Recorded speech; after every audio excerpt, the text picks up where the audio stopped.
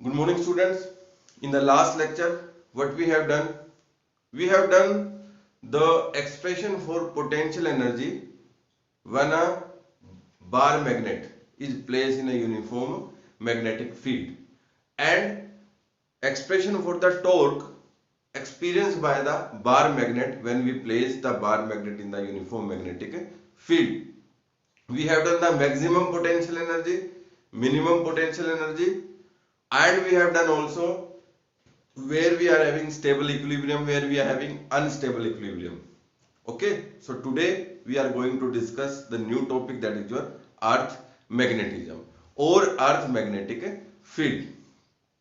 So student, इसमें आप क्या करेंगे, जो अर्थ मैग्नेटिक फील्ड है इसको एक्सप्लेन करने से पहले सुन लीजिए, earth is also behave like a magnet. Earth जो है वो मैग्नेट के तरीके से आपकी क्या करती है, बिहेव। तो मैंने एक डायग्राम बनाया है, इस डायग्राम में देखिए ये जो है आपकी पूरी जो रेड रंग से मैंने ये बनाई है पूरा का पूरा सर्कल, इसको मैंने क्या सपोज किया, अर्थ सपोज किया। देखिए जो साइंटिस्ट ने जितने भी रिसर्च पेपर लिख दिए उसके आधार पर ये लेक्चर आपका डिस्कस होगा, वो सारी की सारी एजम्पशंस हैं, ठीक है। तो ये आपकी क्या है, अर्थ। अर्थ के बाद उसमें मैंने ये जो है वो एक्सिस ऑफ रोटेशन है, मतलब अर्थ की जो रोटेट कर रही है अर्थ एक एक्सिस के थ्रू, वो क्या है आपका एक्सिस ऑफ रोटेशन। जो ये आपका वर्टिकल बनाया मैंने, इसको क्या बोलते हैं, एक्सिस ऑफ रोटेशन। ये आपका हॉरिजॉन्टल एक्सिस हो गया, ठीक है। ये आपने पहले भी पढ़े थे, जो वर्टिकल है वो पोल होता है और जो हॉरिजॉन्टल है वो आपका क्या होता है, इक्वेटर होता है, ठीक है। तो आप दूसरे आधार पर ये भी बोल सकते हैं, जो ये एक्सिस ऑफ रोटेशन है ये किस पर होगा, आपका पोल पर, और ये आपका किस पे होगा, इक्वेटर पर। क्लियर। उसके बाद मैंने क्या किया है, ये आपका एक सर्कल छोटा सा ये बनाया है, एक सर्कल ये छोटा सा बनाया है। तो जो ये सर्कल है आपका, इसको बोलेंगे मैग्नेटिक इक्वेटर, ठीक है। और ये जो सर्कल है इसको बोलेंगे हम मैग्नेट जियोग्राफिकल इक्वेटर। मतलब ये जो सर्कल है ये तो क्या हो गया, मैग्नेटिक इक्वेटर, और ये कितना बन गया आपका, जियोग्राफिकल इक्वेटर बन गया। Clear students. उसके बाद ये जो आपका पूरा आपको ब्लैक रंग में दिख रहा है, ये पूरा नॉर्थ और साउथ, ये क्या आपका नॉर्थ और ये क्या है साउथ, ठीक है। ये आपका मैग्नेटिक एक्सिस है, मतलब बार मैग्नेट के तरीके से दिख रहा होगा, और इसके बीच में से लाइन क्रॉस कर रही है, ये क्या आपकी मैग्नेटिक एक्सिस है। और जो आपका ये आपका जो जियोग्राफिकल एक्सिस है ये आपने देख ही लिया। तो ये सारी की सारी चीज आपको बेसिक टर्म में एक्सप्लेन करनी है। तो मैंने लिख दी, सबसे पहले जियोग्राफिकल एक्सिस, फिर मैग्नेटिक एक्सिस, फिर मैग्नेटिक इक्वेटर, फिर जियोग्राफिकल मेरिडियन, और फिर मैग्नेटिक मेरिडियन। तो जो जियोग्राफिकल एक्सिस तो कौन सा हो गया, ये आपका जो एक्सिस ऑफ रोटेशन है इसी को मैंने क्या बोल दिया, जो जियोग्राफिकल एक्सिस। और मैग्नेटिक एक्सिस कौन सा हो गया आपका, ये एक्सिस आपका क्या बन गया, मैग्नेटिक एक्सिस। उसके बाद मैग्नेटिक इक्वेटर कौन सा बन गया, ये सर्कल आपका क्या बन गया, मैग्नेटिक इक्वेटर। जो जियोग्राफिकल मेरिडियन और मैग्नेटिक मेरिडियन, जो जियोग्राफिकल मेरिडियन और मैग्नेटिक मेरिडियन है, जो वर्टिकल लाइन पास होती है आपकी किससे, जियोग्राफिकल एक्सिस से, उसको जियोग्राफिकल मेरिडियन बोलते हैं। और जो वर्टिकल लाइन पास होती है मैग्नेटिक एक्सिस से, उसको हम क्या बोलते हैं, मैग्नेटिक मेरिडियन। यानी ये जो इससे जो इस एक्सिस से जो वर्टिकल लाइन पास होगी उसको क्या बोलेंगे हम, जियोग्राफिकल मेरिडियन, और जो इससे पास होगी उसको क्या बोलेंगे हम, मैग्नेटिक मेरिडियन। Clear student. अब ये तो आपको पांच की पांच चीज आपको याद रखनी है, ठीक है। ये सारे के सारे आपको पांच की पांच चीज क्या करनी है, याद रखनी है। उसके बाद आपकी कुछ और इंपॉर्टेंट चीज है, डेफिनेशंस है अर्थ मैग्नेटिक फील्ड में। जो पहली डेफिनेशन आती है magnetic declination, magnetic magnetic declination, ठीक है। मैग्नेटिक डेक्लिनेशन, जो मैग्नेटिक डेक्लिनेशन होगा वो क्या होगा, देखिए ये लाइन जो है और ये लाइन, इन दोनों के बीच का जो एंगल है थीटा, उसको क्या बोलेंगे, मैग्नेटिक डेक्लिनेशन।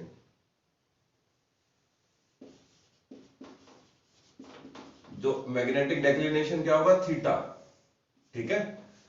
तो ये क्या होगा, द डेफिनेशन क्या होगी, the angle between the magnetic meridian and जो geographical meridian is called the magnetic declination.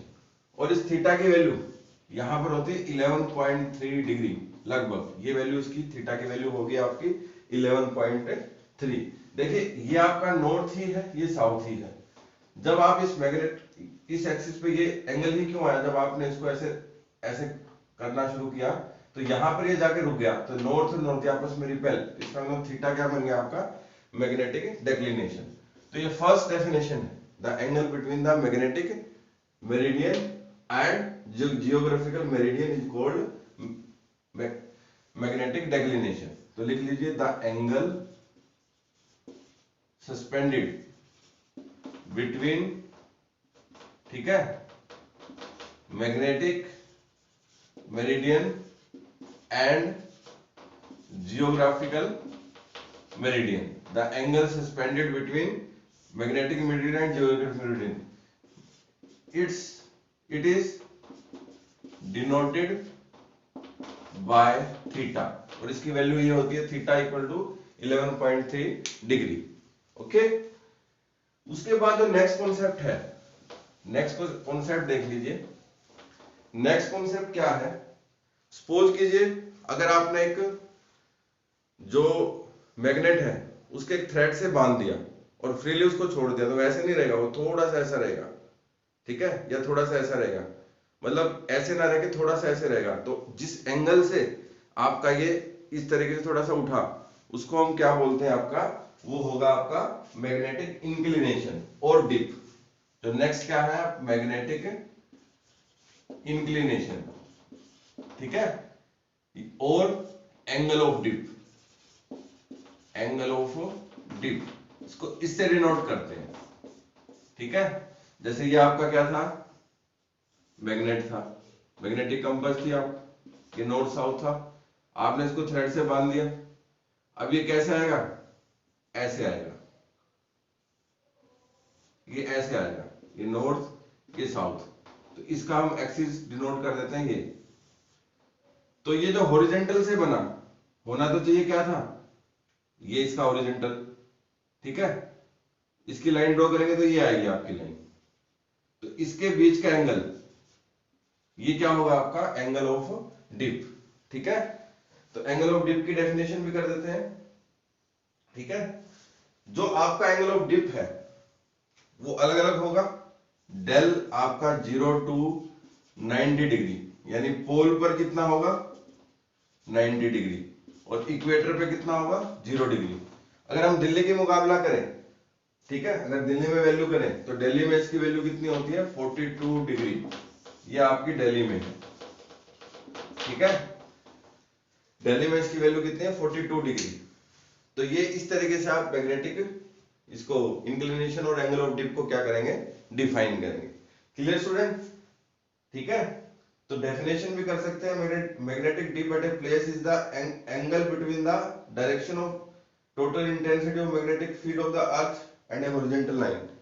It horizontal line के और टोटल मैग्नेटिक फील्ड इंटेंसिटी के बीच के एंगल को क्या बोलते हैं, angle of dip. It means it is the angle between the total magnetic intensity to the horizontal line, that is called the angle of dip. तो देखिए आगे मैं एक और डायग्राम बनाऊंगा, उसमें अच्छी तरह से समझ सकते हैं आप, ठीक है। ये आपका एक और डायग्राम है जिसमें आप इजीली समझ सकते हैं कि आपका मैग्नेटिक डिप क्या होगा। देखिए अगर मैं इस हिसाब से मैं एक एग्जांपल बताता हूं आपको, ये जो बुक है आपकी, ठीक है, ये मैं यहां इस तरीके से बनाऊंगा, इस तरीके से, ठीक है, इस तरीके से मैं इस डायग्राम को बनाऊंगा, ठीक है। ये जो डायग्राम है यहां पर आपका ये आपका एक्सिस, ठीक है, और आपका जो आपका रिलेटेड है इसको बढ़ा दीजिए थोड़ा सा, और ये आपका ये हो गया। अब अगर ये थीटा एंगल है तो ये भी एंगल कितना होगा, थीटा, और ये है टोटल मैग्नेटिक फील्ड इंटेंसिटी।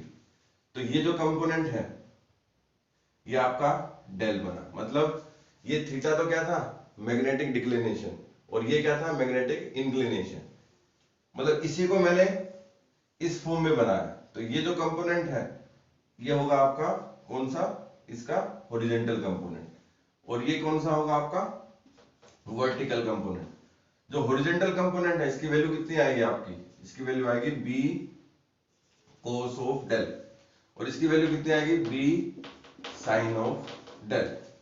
तो इसमें आप अच्छी तरह से देख सकते हैं ये एंगल ऑफ आपका जो है थीटा है और ये डेल है, डेल क्या एंगल ऑफ डिप है आपका, ठीक है, अब इसको और अच्छी तरह से समझ सकते हैं।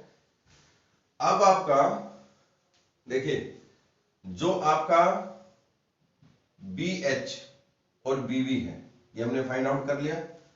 तो BH की वैल्यू कितनी आ गई आपकी, ये वैल्यू आ गई B cos ऑफ डेल, इसको एक इक्वेशन मान लीजिए। और BV की वैल्यू कितनी आ गई, B sin ऑफ डेल, इसको दो। अब 2 को 1 से डिवाइड कर दीजिए, 2 को 1 से डिवाइड कर दीजिए, तो ये क्या बन गया BH बाय BV, और ये क्या हो गया आपका B cos of del by sorry B, आपको सेकंड को फर्स्ट से डिवाइड करना है, तो सेकंड कितने आपका BV बाय BH, तो ये कितना बन गया B sin of del divide by B cos of del, B से B कैंसिल हो गया, तो BV बाय BH आपका क्या बन गया टेंजेंट ऑफ, तो ये फॉर्मूले से आपकी क्या आ सकती है, डिप की वैल्यू आ सकती है, एंगल ऑफ डिप, इस फॉर्मूले से। उसके बाद एक और रिलेशनशिप है बेटा, वो रिलेशनशिप को मैं यहां ड्रॉ कर देता हूं, जो वो रिलेशनशिप है दूसरा इसी के अंदर, ठीक है। वो आपका रिलेशनशिप किस तरीके से है, जो आपका सेकेंड रिलेशनशिप है वो हम किस तरीके से कैलकुलेट करेंगे। देखिए BH और BV, अब एडिंग या squaring and adding, squaring and adding equation first and second, अगर आपको हॉरिजॉन्टल कंपोनेंट या वर्टिकल कंपोनेंट की वैल्यू निकालनी है, तो ये कितना हो गया BH square equal to B square cos square, मतलब फर्स्ट का कर दिया हमने, और सेकंड कितना हो गया B स्क्वायर sin स्क्वायर। अब स्क्वायरिंग एंड इनको ऐड भी करना, तो ऐड कर दीजिए BH square plus BV square equal to B square cos square plus sin square, ये कितना बन गया 1 बन गया, तो यहां से B स्क्वायर कितना आ गया BH square plus BV square, और B की वैल्यू कितनी आ गई under root of BH square plus BV square. तो यहां से आपकी नेट मैग्नेटिक फील्ड इंटेंसिटी भी आ जाती है इस टर्म में, हॉरिजॉन्टल कंपोनेंट में और वर्टिकल कंपोनेंट में। तो ये जो है आपका हॉरिजॉन्टल कंपोनेंट होता है, और इसको क्या बोलते हैं vertical component. Clear. So first definition हमने की आपकी theta, angle of inclination. Second जो फर्स्ट क्या था theta, angle of declination, sorry जो फर्स्ट था वो क्या था theta, angle of declination. Second क्या था आपका एंगल ऑफ इंक्लिनेशन, जो आपका डेल था, इससे डिनोट किया था मैंने। थर्ड आपका हॉरिजॉन्टल कंपोनेंट, हॉरिजॉन्टल कंपोनेंट में आप इस चीज को एक्सप्लेन करेंगे BH equal to B cos of del, ठीक है, थर्ड हॉरिजॉन्टल कंपोनेंट। फोर्थ आपका वर्टिकल कंपोनेंट, ये आपका वर्टिकल कंपोनेंट है BV equal to B sin of del, ठीक है। फिफ्थ आपका न्यूट्रल पॉइंट आता है, जो फिफ्थ है वो है neutral point. Neutral point, neutral point क्या होता है, the point eight which the net earth magnetic field is zero, that is called the neutral point. मतलब अर्थ पे वो जगह जहां पे नेट मैग्नेटिक फील्ड क्या होता है जीरो, तो उसको हम क्या बोलते हैं न्यूट्रल पॉइंट। तो ये सारी की सारी डेफिनेशन और जो एक्सप्रेशन मैंने करवाई ये किसके लिए इंपॉर्टेंट है, आपकी अर्थ मैग्नेटिक फील्ड। इसमें क्वेश्चन भी आ सकता है, जैसे मैंने पोल की वैल्यू बताई थी, डेल की वैल्यू बताई थी एंगल ऑफ डिप की, पोल पर कितनी होती है आपकी 90 डिग्री, और इक्वेटर पे कितनी होती है 0, तो maximum at pole and minimum at equator, और दिल्ली में कितनी बताई 42 डिग्री। तो ये तो नहीं आ सकता कि मतलब कहां पर कितनी होगी, बट ये पोल और इक्वेटर का क्वेश्चन काफी बार एग्जाम में आया है, तो उसको अच्छी तरह से कर लेना। ओके, जो नेक्स्ट है वो है मैग्नेटाइजेशन और मैग्नेटिक इंटेंसिटी। ये दोनों एक ही चीज होती है जिसको M से डिनोट करते हैं, यानी ये आपका कैपिटल M से डिनोट होगा, वेक्टर क्वांटिटी होती है आपकी। तो ये क्या है, देखिए किसी भी आप सब्सटेंस को, मैग्नेटिक सब्सटेंस को अगर आप मैग्नेटिक फील्ड में रखते हैं तो वो क्या हो जाएगा magnetize. When a magnetic substance is subjected to a magnetic field, then the magnetic field magnetize the substance. Okay, so this is called magnetization or magnetic intensity. ठीक है, ये क्या होती है मैग्नेटाइजेशन और मैग्नेटिक इंटेंसिटी, ठीक है। When A substance is placed in a magnetic field, then due to the presence of magnetic field the substance get magnetized. This is called magnetization or magnetic intensity. It is denoted by capital M and it is a vector quantity. ठीक है, अब इसकी value भी निकालेंगे. अगर formula करें हम इसका, तो वो फॉर्मूला जो है इसका वो होगा m equal to small m divide by volume. ये आपका मैग्नेटाइजिंग इंटेंसिटी का, तो ये क्या है, एक वेक्टर क्वांटिटी है. तो जो आपका m है वो तो कितना है, qm इंटू 2a, और जो वॉल्यूम है उसको मैं क्या कर सकता हूं, area into length, area into dimension. तो आप इसको एरिया a, जो आपका a होगा एरिया, ठीक है, और इंटू लेंथ, लेंथ कितनी होगी इसकी 2a, ठीक है. तो ये 2a से 2a कैंसिल हो गया, तो m की वैल्यू कितनी आ गई आपकी, qm divide by area a. तो ये फॉर्मूला किसका आ गया आपका, मैग्नेटाइजेशन और मैग्नेटिक इंटेंसिटी. ये फॉर्मूला आपका किसका आ गया, मैग्नेटाइजेशन और मैग्नेटिक इंटेंसिटी. ठीक है, तो सबसे पहले आप डेफिनेशन लिखेंगे किसकी, मैग्नेटाइजेशन और मैग्नेटिक इंटेंसिटी. देखिए ये कहां पर जरूरत पड़ती है, सपोज कीजिए सोलेनॉइड था, सोलेनॉइड में मैग्नेटिक फील्ड बनती है, तो आपको पता ही है. अगर सोलेनॉइड के अंदर हम एक सॉफ्ट आयरन की कोर रख दें तो वो भी क्या बन जाएगी, मैग्नेटाइज बन जाएगी. तो वहां पर ये टर्म यूज होती है क्या, मैग्नेटाइजेशन और मैग्नेटिक इंटेंसिटी, जिसको हम कैपिटल एम से क्या करते हैं, डिनोट करते हैं. ठीक है, ये क्या है आपकी मैग्नेटाइजेशन और मैग्नेटिक इंटेंसिटी. तो ये इसका फॉर्मूला है QM by A. SI unit होती है इसकी आपकी, जो SI यूनिट है, the SI unit of M is A metre minus 1. ठीक है, ये क्या होगी आपकी A मीटर माइनस 1. ठीक है, इसकी क्या होती है, एम्पेयर मीटर स्क्वायर. इसकी एम्पेयर मीटर होती है, इसकी मीटर स्क्वायर होगी, तो आपकी क्या आ गई, एम्पेयर मीटर माइनस 1. ठीक है, ये आपकी क्या आ गई, SI यूनिट. उसके बाद है magnetic induction and magnetization, magnetic intensity. जो मैग्नेटिक इंडक्शन और मैग्नेटिक इंटेंसिटी है ये भी काफी इंपॉर्टेंट चीज है. किस तरीके से समझेंगे आप, जैसे आपने क्या किया, एक सोलेनॉइड था, सोलेनॉइड के अंदर हमने क्या कर दिया, एक मटेरियल रख दिया, तो सोलेनॉइड की खुद की मैग्नेटिक फील्ड होगी और वो मटेरियल भी मैग्नेटाइज हो जाएगा. क्यों, किसके कारण, मैग्नेटाइजेशन और मैग्नेटिक इंटेंसिटी के कारण. तो उसमें भी मैग्नेटिक फील्ड होगी. तो ये दोनों की जो मिला के मैग्नेटिक फील्ड आती है उसको क्या बोलते हैं, magnetic induction and magnetic intensity H. उसको हम क्या बोलेंगे, magnetic induction and magnetic intensity. ठीक है, तो मैग्नेटिक इंडक्शन और मैग्नेटिक इंटेंसिटी, मैग्नेटिक इंडक्शन बोलेंगे, सॉरी, उसको मैग्नेटिक इंटेंसिटी अलग चीज होती है, उसको क्या बोलेंगे, मैग्नेटिक इंडक्शन. मतलब हमने क्या किया, किसी भी सोलेनॉइड के अंदर एक मटेरियल को रख दिया, मैग्नेटिक मटेरियल को, वो मैग्नेटाइज हो गया, उसने मैग्नेटिक फील्ड प्रोड्यूस की, और मैग्नेट जो सोलेनॉइड था उसने भी मैग्नेटिक फील्ड प्रोड्यूस की. तो दोनों की मिला के जो मैग्नेटिक फील्ड हुई उसको क्या बोलेंगे, मैग्नेटिक इंडक्शन B. जो ये B है आपका वो होगा net B note plus BM के बारे. अब B नोट कौन सा था, आपकी जो मैग्नेटिक फील्ड थी आपकी किसकी, सोलेनॉइड की, और BM क्या था, जो मटेरियल मैग्नेटाइज हुआ उसकी मैग्नेटिक फील्ड थी, वो क्या था आपका, BM था आपका. ठीक है, क्लियर.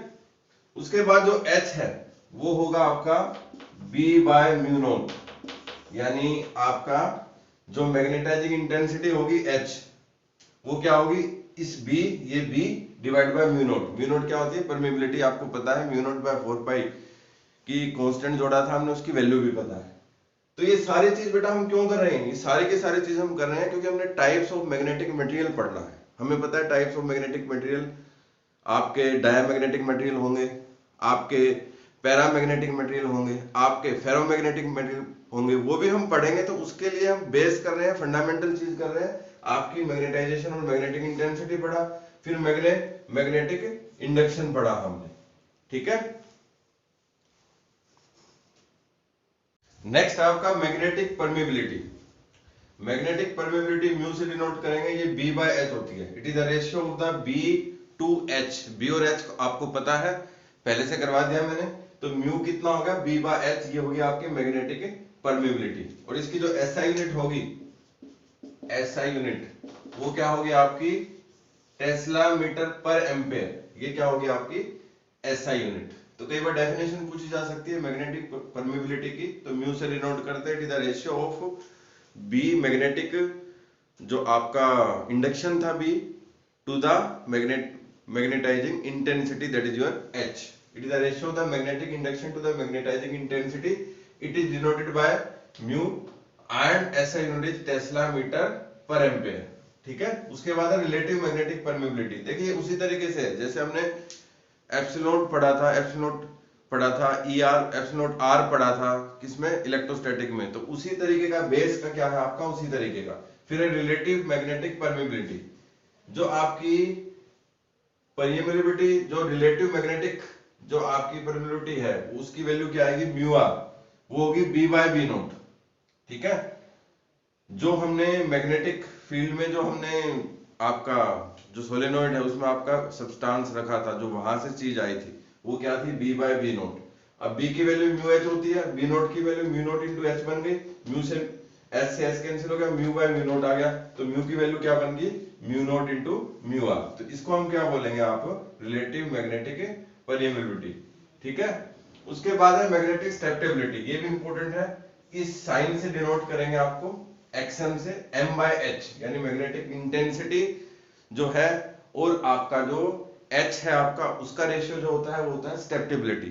तो ये स्टेप्टेबिलिटी, मैग्नेटिक स्टेप्टेबिलिटी कहां पे यूज होती है, सपोज कीजिए किसी भी मैग्नेटिक मटेरियल को आपने हीट कर दिया, तो वहां पर जरूरत पड़ती है क्या, मैग्नेटिक स्टेप्टेबिलिटी।